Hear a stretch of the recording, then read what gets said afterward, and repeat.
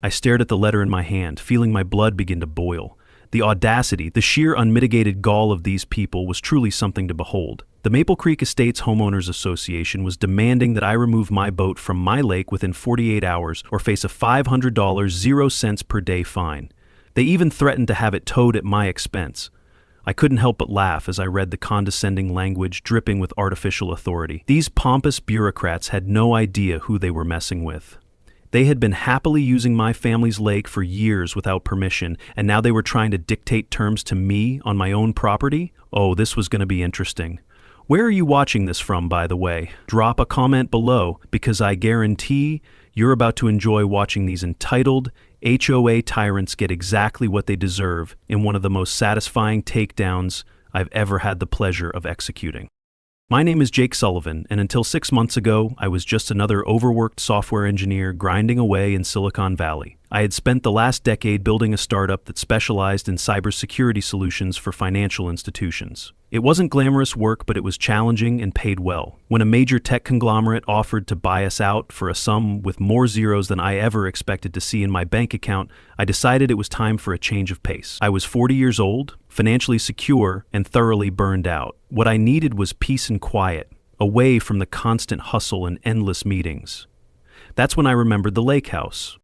Sullivan Lake had been in my family for 3 generations. My grandfather, a commercial fisherman turned conservationist, had purchased the 50-acre lake and surrounding land back in the 1950s, when the area was nothing but farmland and forests. He built a modest cabin on the shore and spent his retirement years fishing, writing, and teaching local kids about respecting nature. I still have vivid memories of summers spent at the lake with him, learning to fish and listening to his stories about the old days when the water was so clear you could see 20 feet down to the bottom. He was something of a local legend, known for standing up to a mining company that wanted to devastate the surrounding watershed. "Water is life, Jake," he'd tell me, his voice gruff but gentle, not just for fish, but for all of us. "Never let anyone tell you that profit is more important than protecting what nature gave us."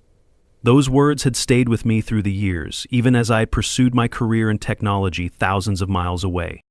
My father maintained the property but rarely used it, as his work kept him traveling. He was more of a city person anyway, never quite connecting with the lake the way my grandfather and I did. When both of them passed away within 2 years of each other, my grandfather at 92 and my father unexpectedly from a heart attack at 67, the lake and the cabin became mine. I hadn't visited in almost 5 years, busy with building my company, dealing with investors, and navigating the cutthroat tech industry, but now it seemed like the perfect refuge.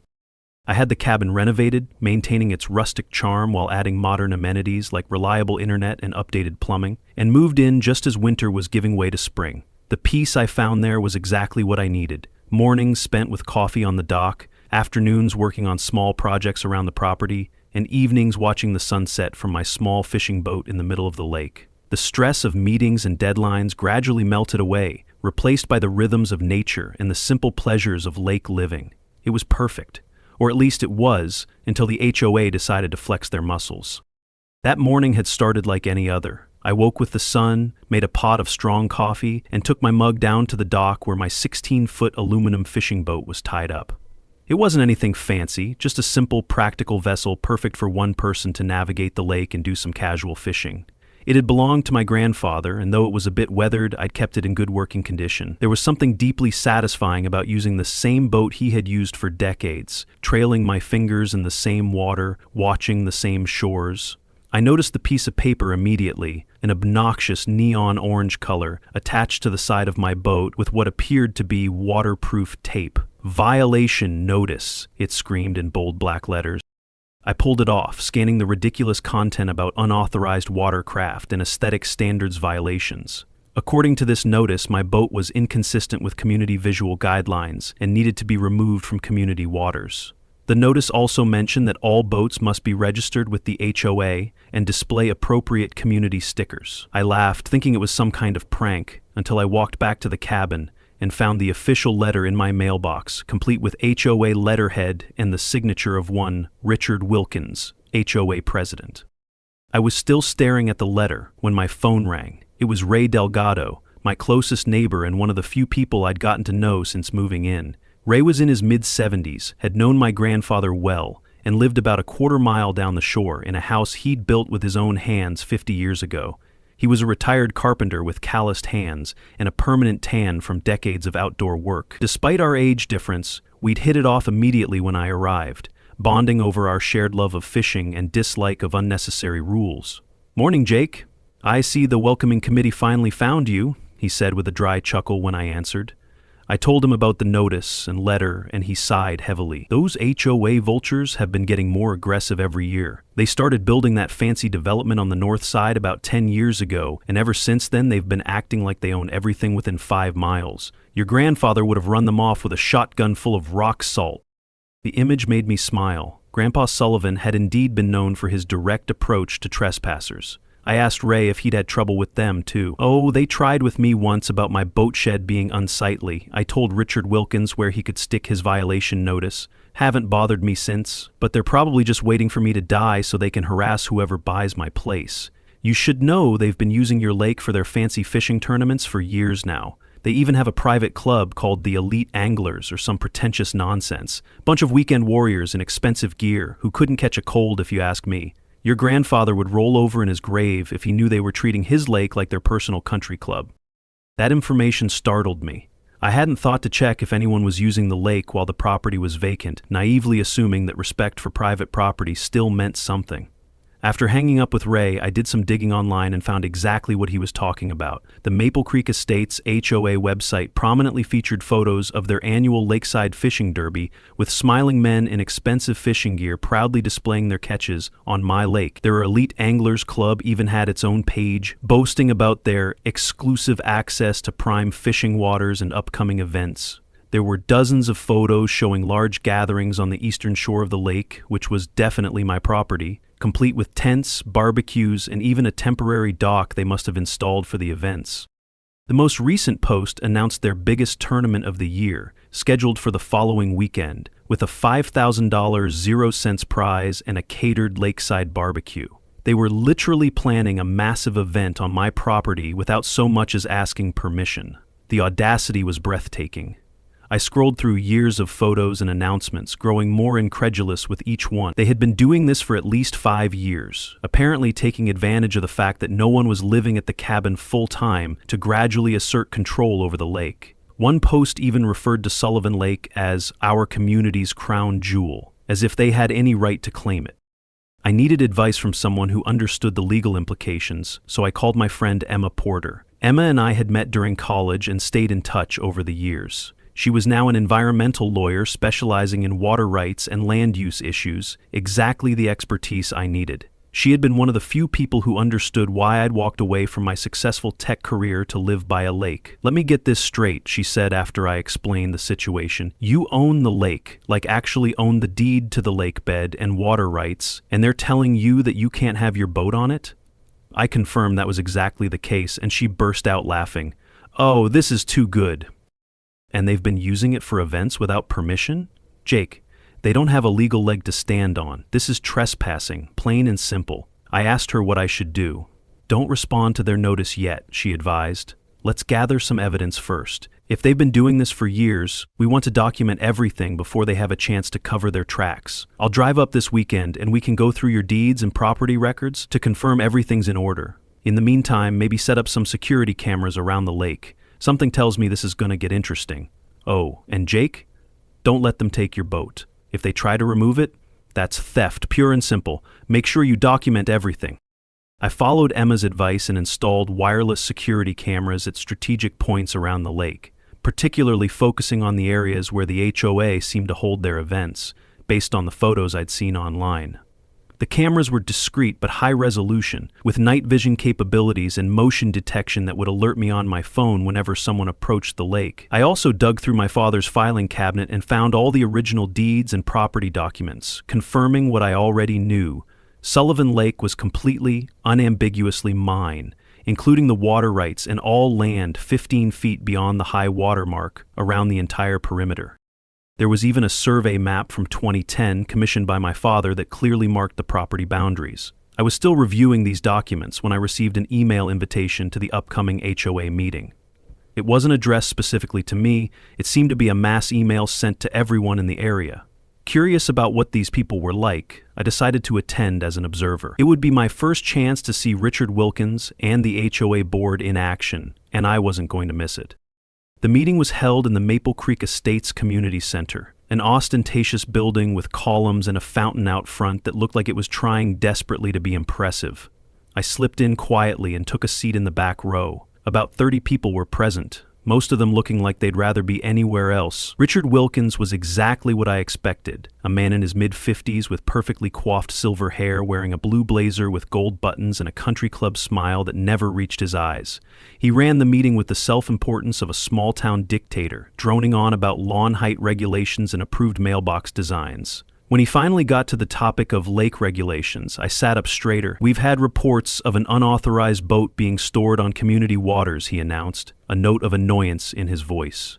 "I want to remind everyone that all watercraft must be registered with the HOA and must comply with our aesthetic guidelines. The lake is one of our community's most valuable assets, and we must maintain its pristine appearance."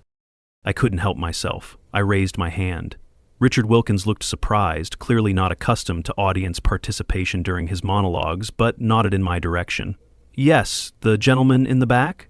I stood up, keeping my tone casual and curious. "I was wondering if you could clarify something about the lake. When you say community waters, what exactly do you mean? Who owns the lake?" A ripple of murmurs went through the crowd, and I noticed a few residents turning to look at me with interest. Richard's smile tightened just a fraction. "The lake is a community resource under HOA management. It's been that way since the development was established." His tone was dismissive, clearly intending to shut down the conversation, but I wasn't finished. I pressed further. "So, the HOA has a deed to the lake? Or is it owned by the county and managed by the HOA through some kind of agreement?" Several residents were now paying close attention, and I saw one older man nodding thoughtfully at my question. Richard was getting visibly uncomfortable, his knuckles whitening as he gripped the edges of the podium. "There are historical arrangements in place. The specific details aren't relevant to this meeting, but I assure you the HOA has full authority to regulate all activities on the lake." His tone had turned sharp, but I kept my expression innocently curious. "That's interesting. I'd love to see those documents sometime." Just out of curiosity. Richard quickly moved on to the next agenda item, but not before I noticed him exchanging a concerned glance with a woman I would later learn was Karen Mitchell, the HOA vice president. For the remainder of the meeting, I felt their eyes on me periodically, no doubt wondering who I was and why I was asking questions about the lake. After the meeting, as people were gathering their things and heading out, I was approached by a man who introduced himself as Gerald Thompson, president of the Elite Anglers Club. He was in his 60s, with the weathered face of someone who spent a lot of time outdoors and the confident handshake of someone used to getting his way. He wore an expensive fishing vest over a polo shirt and a hat emblazoned with the club's logo. "Haven't seen you around before, you must be new to the neighborhood," he said, sizing me up with a practiced smile. I explained that I had recently moved into my family's property on the lake. His eyebrows shot up. "The old Sullivan place? That's been empty for years. We thought it might be abandoned." There was something calculating in his expression that made me wary. I assured him it most certainly wasn't abandoned and was still very much Sullivan property. "I'm Jake Sullivan, by the way. My grandfather built that cabin." Recognition flickered in his eyes. "Sullivan, of course. I met your grandfather once, years ago. Quite a character." The way he said character made it clear it wasn't a compliment. He seemed to choose his next words carefully. "Well, welcome to the area. You should know we have a wonderful fishing club. Very exclusive, but I might be able to get you in. We have access to the best spots on the lake." The irony of him offering me access to my own lake was almost too much to bear, but I maintained my poker face. "That sounds interesting. When's your next event?" He beamed with pride. "Our annual championship is next Saturday. Biggest event of the year, right on the East Shore. You should come by and see what we're all about." I thanked him for the invitation, already planning how I would use this upcoming tournament to gather more evidence of their trespassing. I thanked him for the invitation and was about to leave when I overheard Richard Wilkins speaking in hushed tones to Gerald and Karen Mitchell near the refreshment table. I busied myself with a cup of mediocre coffee, straining to hear their conversation. I couldn't hear everything, but the phrases "accelerate the timeline" and "deal with the Sullivan situation before it's too late" definitely reached my ears. Karen glanced in my direction, and they lowered their voices further, moving away from the table. Whatever they were planning, it clearly involved my property, and they were concerned about my unexpected appearance. As I walked to my car, I decided to call Emma again and update her on what I'd learned. They're definitely hiding something, she agreed. The fact that Wilkins wouldn't directly answer your question about ownership is telling, and this timeline they mentioned, that sounds like they have some kind of development plan in the works. Let's go through those documents of yours tomorrow when I arrive. I was about to drive home when I noticed a sleek BMW pulling up beside me in the parking lot. The window rolled down to reveal Richard Wilkins himself. Mr. Sullivan, isn't it? I realized we weren't properly introduced. I'm Richard Wilkins, president of the Maple Creek Estates HOA. His smile was all teeth and no warmth. I understand you've recently moved into the old cabin on the lake. We should have a chat about bringing it up to community standards. I matched his fake smile with one of my own. I wasn't aware that my property fell under your HOA jurisdiction, Mr. Wilkins. His smile didn't falter, but something flashed in his eyes. Irritation, perhaps, or concern. All properties in this area are part of our community vision, Mr. Sullivan. We pride ourselves on maintaining certain standards. Your boat, for instance, is somewhat rustic for our tastes. He practically spat the word rustic, as if my grandfather's well-maintained fishing boat was somehow offensive. I decided to play dumb a little longer. Is that right? And what authority does the HOA have over boats on the lake? Richard's smile tightened further. As I mentioned in the meeting, the lake is under HOA management. It has been for years. He waved his hand dismissively, as if this should settle the matter. I nodded thoughtfully. That's fascinating, because according to my family's deed, Sullivan Lake is private property, owned by the Sullivan family since 1953. Has something changed that I'm not aware of? For just a moment, Richard's mask slipped, and I saw a flash of genuine concern before he recovered. There seemed to be some misunderstandings about historical arrangements. Perhaps we should have our lawyers discuss this directly. In the meantime, I hope you'll comply with our request regarding your boat. It would be a shame to start our relationship on the wrong foot. The threat was thinly veiled but unmistakable. I just smiled and told him I'd take his concerns under advisement. As he drove away, I had the distinct feeling that the battle lines had just been drawn. When I got home, I discovered that Richard Wilkins hadn't wasted any time. My boat was gone from the dock, with nothing but a property violation notice left in its place. The notice stated that the boat had been impounded for non-compliance with community standards and could be reclaimed after paying a $750.00 fine and signing a compliance agreement. The document specified that the boat would be considered abandoned and sold at auction if not claimed within 30 days. I was livid, pacing the dock and fighting the urge to drive straight back to Wilkins' office and confront him. Instead, I took several deep breaths and remembered what my grandfather always said. When you're angry, that's when you need to slow down and think clearer than ever.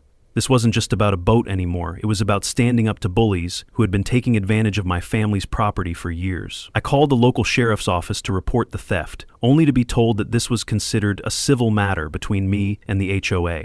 The deputy I spoke with seemed uncomfortable, mentioning that these HOA disputes can get complicated, and suggesting I try to work things out directly with the association. His reluctance to get involved made me wonder if the HOA had friends in the sheriff's department, or if they had simply convinced local law enforcement that they had authority they didn't actually possess.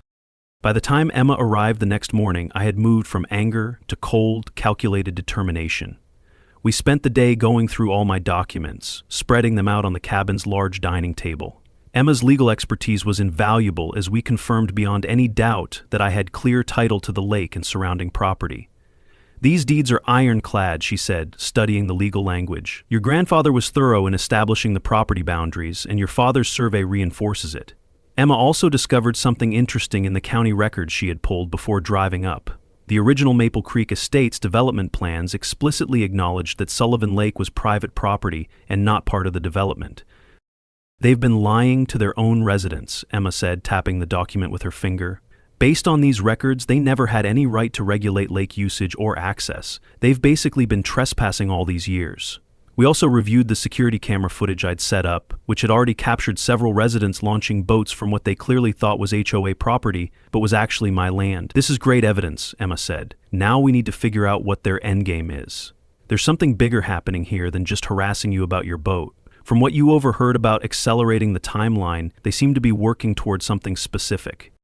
Our answer came later that afternoon when Ray Delgado stopped by with an interesting piece of information. My niece works for the county planning department, he said. She called me this morning because she saw a preliminary application come across her desk. Maple Creek Estates is seeking approval for a major expansion, a luxury lakeside resort with condos, a marina, and a golf course. Guess which lake they're planning to build it on? The pieces started falling into place. Richard Wilkins and his cronies weren't just being petty tyrants. They were setting up for a multi-million-dollar development project on land they didn't own. They had probably been planning this for years, gradually establishing the fiction that the HOA controlled the lake, likely assuming that the Sullivan family had either forgotten about the property or would be willing to sell. My unexpected return and questions about ownership had thrown a massive wrench in their plans. Emma and I began formulating our strategy that evening, sitting at the kitchen table with takeout from the local diner. "We could go nuclear right away," she said, twirling a fork in her pasta, "send a cease and desist, file trespassing charges against the HOA, and demand the immediate return of your boat, but that might be showing our hand too early." I agreed, sipping my beer thoughtfully. "I want to know more about what they're planning and who else is involved. Let's hold off on direct confrontation for now." Instead, we decided on a more subtle approach. Emma drafted a letter to the HOA board requesting copies of all documents pertaining to lake ownership and management, as well as information about the Elite Anglers Club's usage of the lake. The letter was carefully worded to sound like a reasonable request for information rather than a challenge to their authority. This will put them on notice that someone is asking questions, but it doesn't reveal that we know about the development plans, Emma explained. We also decided to let the upcoming fishing tournament proceed as planned, with security cameras recording everything. The more evidence we had of them using my property without permission, the stronger our position would be when we finally dropped the hammer. In the meantime, I received a formal letter from Steve Barnes, the HOA's attorney, reiterating the demand to comply with HOA regulations and threatening legal action if I continued to interfere with community operations. The letter was full of vague references to historical precedent and established community standards, but conspicuously lacked any specific citation of legal authority over my property. Emma helped me draft a response that acknowledged receipt of their letter but committed to nothing, buying us more time. "This is actually helpful," she said as we finalized the wording. "It shows they're getting nervous but don't have any real legal basis for their claims. If they had actual documentation supporting their position, their lawyer would have cited it specifically." I also reached out to Sarah Lynn, a reporter with the local newspaper who Ray mentioned had done stories on HOA overreach in the past. We met for coffee at a small cafe in town, far enough from Maple Creek Estates to avoid being seen by any HOA members. Sarah was in her mid-30s with sharp eyes and the kind of focused attention that good journalists have, listening intently as I shared some of what was happening, being careful not to reveal our full strategy. "So they've been using your lake for years without permission, and now they're trying to stop you from using your own boat on it," she summarized. "That's classic HOA overreach, but there seems to be more to this story." Sarah was immediately interested, especially when I mentioned the resort development plans. "I've been hearing rumors about a big project, but no one would go on record," she said, scribbling notes. "If they're planning to build on private property without the owner's consent, that's a major story." I asked her to hold off on publishing anything just yet, but to keep her ear to the ground about the development plans and the investors behind them. The day before the fishing tournament, Richard Wilkins appeared at my door, unannounced. I had just finished my morning coffee and was reviewing some of the security camera footage when the doorbell rang. His demeanor was different this time, less arrogant, more conciliatory. He ditched the blazer for a more casual, button-down shirt, probably trying to appear more approachable. "Mr. Sullivan, I think we got off on the wrong foot," he said, with that same practiced smile. "I understand you're concerned about your boat. I'm sure we can work something out." I invited him in, curious to hear what he had to say. He made a show of admiring the renovated cabin, commenting on the rustic charm with barely concealed condescension. "The HOA is willing to make an exception for your boat," he continued, settling into my living room sofa. "You can keep it on the lake, no problem. All we ask is that you sign this simple agreement acknowledging the HOA's management role regarding lake activities." He handed me a document that essentially asked me to recognize the HOA's authority over Sullivan Lake in exchange for being allowed to keep my boat there. It was so transparently self-serving that I almost laughed in his face. Instead, I asked innocently, "And what about the fishing tournament tomorrow? Would that be covered under this agreement too?" Richard's eyes narrowed slightly. "You know about that?" I shrugged casually. "Gerald Thompson invited me to come watch. Sounds like a big event." Richard nodded slowly. "Yes, it's a community tradition, been happening for years." There was a wariness in his expression now, as if he was recalculating the situation. I looked at the agreement again, pretending to consider it. "And this resort development I've been hearing about, the one that's supposed to be built on the lake shore, would this agreement cover that too?" Richard couldn't quite hide his surprise. I'm not sure what you've heard, but any development plans would go through proper channels. This agreement is just about basic lake usage guidelines. He waved his hand dismissively, trying to downplay the significance, but his body language had become tense. I handed the document back to him. I'll need to have my lawyer review this. She's been quite interested in the lake's legal status.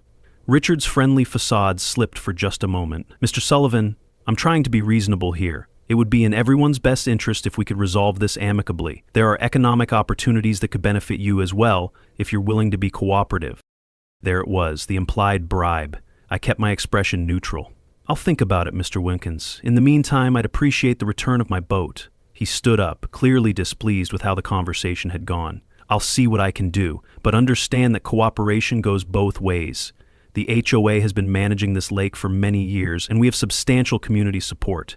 It would be unfortunate if this turned into a prolonged dispute. The threat was thinly veiled. After he left, I called Emma to update her. He practically admitted they have no legal claim, I told her, and he hinted at bringing me in on whatever development deal they're planning. Emma wasn't surprised. Classic move. Try to intimidate first, then offer to cut you in when that doesn't work. The tournament tomorrow is going to be interesting. We finalized our plan for the fishing tournament. Emma would attend as my guest, and we would document everything but not interfere.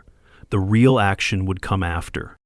The morning of the tournament dawned clear and sunny, perfect fishing weather. From my cabin, I watched as trucks pulling boats began arriving at the eastern shore of the lake. Gerald Thompson was directing operations, setting up tents, tables, and even a temporary bar. A large banner proclaimed 15th Annual Elite Anglers Championship with the Maple Creek Estates logo prominently displayed. There must have been at least 20 vehicles parked on my property already, with more arriving by the minute. Emma arrived mid-morning, and we watched the proceedings from my deck with binoculars. They're not even trying to be discreet, she remarked, as more and more people gathered. I count at least 40 people and 15 boats, all on your property. Around noon, Richard Wilkins arrived with several well-dressed individuals who definitely weren't there for fishing. They were carrying portfolios and gesturing toward different areas of the shoreline. Those must be the investors, Emma said. He's showing them the proposed development site. We grabbed our cameras with telephoto lenses and moved closer, staying hidden among the trees on my property. We could now hear snippets of Richard's pitch to the investors. Prime lakefront location, exclusive access, already control the entire waterfront, just need to finalize a few details. He was showing them glossy brochures with renderings of what looked like a massive resort complex. One of the investors, a woman in an expensive suit, asked about existing property owners. Richard's answer was revealing. Minimal issues. Most of the shoreline is undeveloped. There's one holdout we're in negotiations with, but that should be resolved soon. We've effectively managed the lake for years. Establishing formal control is just a formality at this point. He was completely misrepresenting the situation, acting as if he had authority he didn't possess, and implying that I was almost on board with their plans. The group moved on, studying what appeared to be preliminary architectural renderings. Satisfied we had enough evidence, Emma and I retreated to finalize our plan. It was time to end this charade. While the fishing tournament was in full swing, with boats scattered across the lake and a large crowd enjoying the barbecue on shore, we put our plan into action. First, Emma filed an emergency injunction with the county court, using our evidence to establish clear ownership of the lake and immediate threat of harm through unauthorized use. The judge, reviewing the overwhelming evidence of my ownership and the HOA's trespassing, granted the injunction immediately. With that legal protection in place, I hired a local security company to post private property no trespassing signs around the entire lake perimeter, focusing particularly on the tournament area. Then, with a sheriff's deputy accompanying us to keep the peace, Emma and I approached the gathering. The deputy called for attention, and suddenly all eyes were on us as he announced that this assembly was taking place on private property without the owner's permission, and everyone was being asked to vacate immediately. The reaction was immediate and chaotic. Gerald Thompson rushed over, face red with anger and confusion. "What the hell is this? We've been holding this tournament for 15 years. Emma stepped forward, cool and professional. "Mr. Thompson, Sullivan Lake is private property owned by Mr. Sullivan. The HOA has never had legal authority to grant access or permission for events on this lake. We have an injunction from Judge Harmon confirming this fact and ordering all unauthorized persons to vacate the premises immediately." She held up the court document, which seemed to carry more weight than our verbal assertions. Richard Wilkins pushed through the crowd, his investors watching with concern from the sidelines. "This is ridiculous. The lake has been under HOA management for decades," he was practically shouting, his carefully cultivated composure completely gone. Emma handed him a copy of the injunction and my property deed. "That is demonstrably false, Mr. Wilkins. The county records clearly show the Sullivan family has maintained continuous ownership since 1953. Your HOA has been trespassing all these years. Furthermore, we have evidence that you've been misrepresenting your authority to potential investors, which could constitute fraud." The crowd of anglers and spectators began murmuring among themselves, many looking confused and upset. One man stepped forward, identifying himself as a Maple Creek Estates resident. "We were told our HOA fees included lake maintenance and access rights. Are you saying we've been lied to?" His questions seemed to capture what many were thinking, as several others nodded in agreement. Emma nodded sympathetically. "I'm afraid so. The documents we've reviewed showed the HOA has been misrepresenting its authority over this lake for years." More residents began asking questions, their anger now directed at Richard and the HOA board members present. The investors were already retreating to their cars, clearly wanting no part of this public confrontation. The sheriff's deputy raised his voice above the growing tumult. "Folks, I need everyone to begin packing up their equipment and vacating the property in an orderly fashion. The court order is clear and I'm here to enforce it."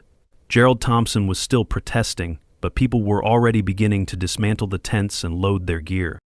Richard Wilkins pulled me aside, his face a mask of barely controlled fury. "You have no idea what you've just done, Sullivan. I have connections in this county you couldn't imagine. This isn't over." His attempt at intimidation might have worked on someone else, but after years of high-stakes business negotiations in Silicon Valley, his threat seemed almost laughable. I met his gaze calmly. "Actually, Richard, I think it is, but if you want to continue, you should know I have recordings of you telling your investors that you control my lake and are in negotiations with me. That sounds an awful lot like fraud to me. I wonder what they'll think when they learn the truth." His face paled slightly, and he glanced over at the now departing investors who were clearly unhappy with the turn of events. "This was just a misunderstanding," he said, his voice losing some of its confidence. "We can work something out." I shook my head. "The time for working things out was before you stole my boat and tried to steal my lake. Now, I'll need to ask you to leave my property." As the crowd dispersed and the last boats were loaded onto trailers, Sarah Lynn arrived with a photographer. She had been tipped off about the confrontation and was eager for comments. Richard and the other HOA board members refused to speak to her, hurrying to their cars, but several residents were more than happy to express their outrage at learning they had been misled about the lake rights. "We pay over $500 0 cents a month in HOA fees," one woman told Sarah, "and they told us part of that was for lake maintenance and access rights. If they don't actually own the lake, where has that money been going?"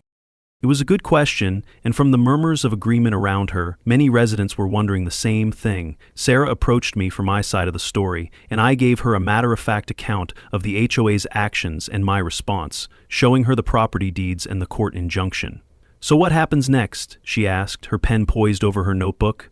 I looked out over my now empty lake, peaceful again after the chaos. "Next, I get my boat back, and then we'll see what other surprises Mr. Wilkins has been hiding from his residents." The aftermath was swift and far-reaching. Sarah's article ran on the front page of the local paper the next day, detailing the HOA's years of deception and the failed resort development scheme. By evening, it had been picked up by regional news outlets and was spreading on social media. The HOA called an emergency meeting, which I attended along with Emma and many angry residents. Richard Wilkins was conspicuously absent, with Karen Mitchell attempting to manage the hostile crowd. The residents demanded to know what other lies they had been told and where their HOA fees had really been going. Emma and I watched quietly from the back as the HOA board crumbled under the pressure, with multiple members resigning on the spot. I finally stood up and addressed the gathering. "I don't have a problem with Maple Creek Estates residents enjoying the lake for recreation. My issue was with the HOA leadership claiming authority they didn't have and planning to develop my property without my consent. Perhaps we can work out a new arrangement that respects property rights while allowing responsible community access." My statement calmed some of the tension in the room, and several residents approached me afterward to apologize for the situation and express interest in finding a fair solution. One older gentleman shook my hand firmly. "Your grandfather would be proud," he said. "He always let the local kids fish from his shore, you know. Never turned anyone away who respected the lake." I hadn't known that. and the comment touched me deeply. Meanwhile, Emma's legal work was bearing additional fruit. Based on the documentation we had gathered and the public outcry following Sarah's article, the county launched an investigation into the HOA's finances. They were particularly interested in where the money collected for lake maintenance had actually gone over the years. Additionally, Richard Wilkins' development partners filed a lawsuit against him for misrepresentation after learning he had been negotiating to sell them access to property he didn't own. My boat was returned the following day, with a grudging apology from the HOA's new acting president, who had been elected hastily after the mass resignations. The local sheriff's office, embarrassed by their earlier dismissal of my complaint, assigned a deputy to patrol the lake regularly to prevent further trespassing until a more permanent solution could be established.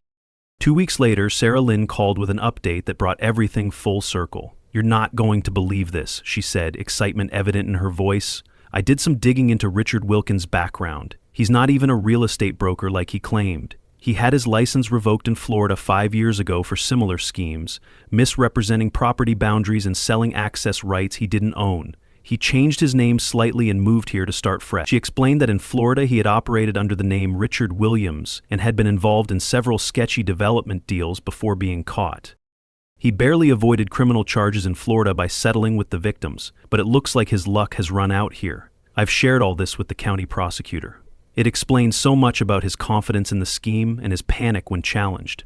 The county prosecutor was now reviewing the evidence for possible criminal charges of fraud and misappropriation of HOA funds. Richard Wilkins had disappeared, reportedly leaving town in the middle of the night as the walls closed in around him. Karen Mitchell, when confronted with this information, claimed she had no idea about his background, but emails recovered during the investigation suggested otherwise.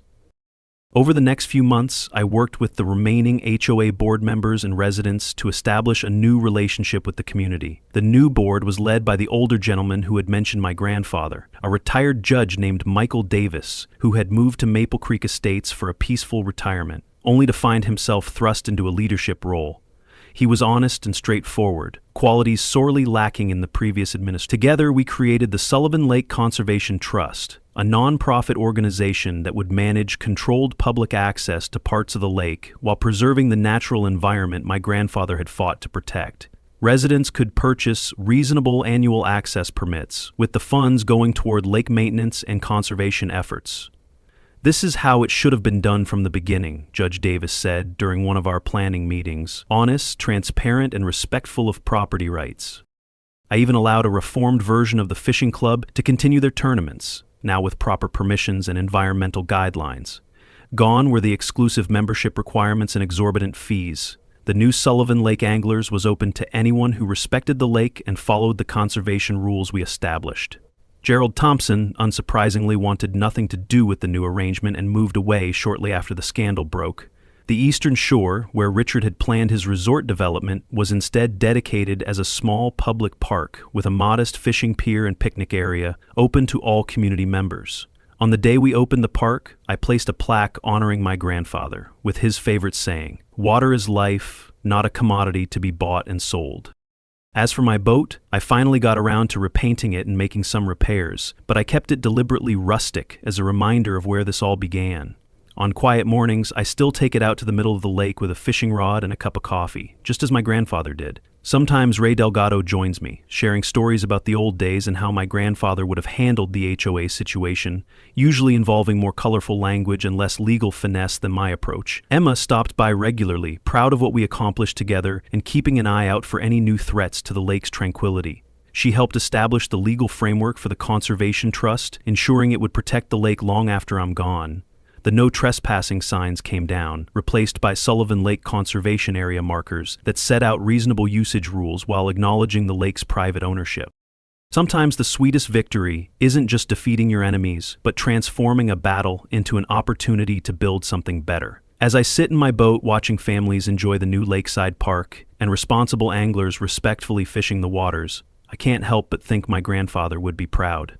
He always said the lake wasn't just for one person, it was a treasure to be protected for everyone who would appreciate it properly. The HOA tyrants who tried to steal it have been replaced by a community that respects both the natural resource and the rights of those who steward it.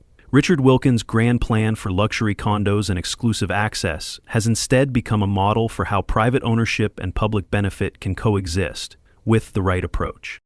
Last week, I found an old photograph of my grandfather standing on the dock with his fishing boat, the same boat that started this whole ordeal. He's smiling broadly, holding up a large bass with the lake stretching out behind him. I had it framed and hung it in the cabin's living room. Every time I look at it, I'm reminded of his wisdom and determination, qualities I hope I've inherited, at least in part. And every time I take my non-compliant boat out onto my very own lake, I can't help but smile at how it all turned out. Sometimes standing your ground isn't just about protecting what's yours, it's about showing others a better way forward. The lake is healthier now than it has been in years, with clearer water and more abundant wildlife. Proof that proper stewardship works better than unchecked development. As my grandfather would say, take care of the water and the water takes care of everything else. Words to live by, especially when dealing with entitled HOAs who don't know their place.